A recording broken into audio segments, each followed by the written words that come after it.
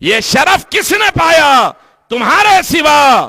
سیدہ فاطمہ، سیدہ فاطمہ، جس کے پاس کون و مکان کی دولت ہے اور جس کے والد ماجد کے ہاتھوں میں اللہ نے زمین اور آسمان کے سارے خزانوں کی کنجیاں دے دی ہے، اور جس کے ہاتھوں سے ساری کائنات میں اللہ کی نعمتیں تقسیم ہوتی ہیں۔ سرکار فرماتے ہیں انما انا قاسم واللہ یعطی، اللہ مجھے عطا کرتا ہے اور اس کی ساری نعمتیں میں تقسیم کرتا ہوں۔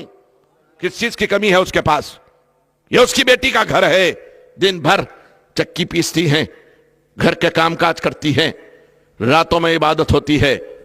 ایک دن کے وقت میں جبکہ امام حسین علیہ الصلاۃ والتسلیم جھولے کے تھے، کم عمر تھے، سیدہ فاطمہ اپنی زانوں پر، مانڈی مبارک پر انہیں لٹائے ہوئے تھپ تھپا رہی تھی، یہاں تک کہ امام حسین سو گئے۔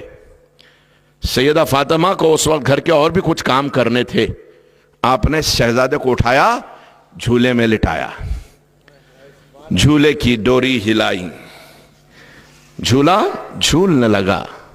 ابھی سیدہ فاطمہ شہزادے کے گہری نیند کا انتظار کر رہے ہیں کہ بچہ گہری نیند میں چلا جائے تو میں اٹھ کے اپنے کام کاج کے لیے چلی جاؤں گی، لیکن کچھ بے کلی امام حسین کی باقی ہے، سمجھ رہی ہیں کہ ابھی نیند کچی ہے، گہری نہیں ہے، جھولا اگر نہ ہلاؤں تو یہ بیدار ہو جائیں گے۔ سیدہ فاطمہ جھولے کی ڈوری ہلا رہی ہیں، ایسے میں چونکہ دن بھر تھکی ہوئی، رات بھر عبادتوں میں گزاری ہوئی، آپ کو بھی چند لمحوں کے لیے نیند اپنے آغوش میں لے لیتی ہے، آپ سو جاتی ہیں۔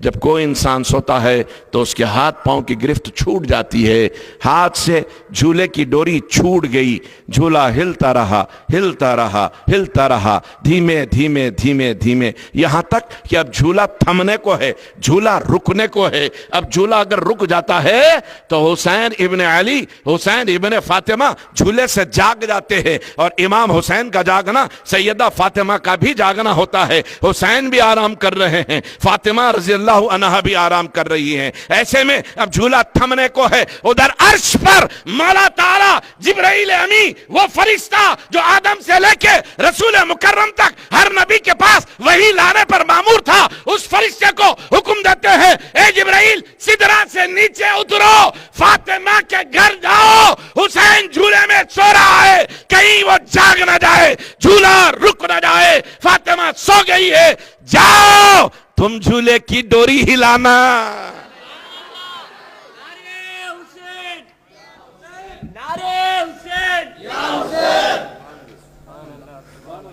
اب کیا کہوں؟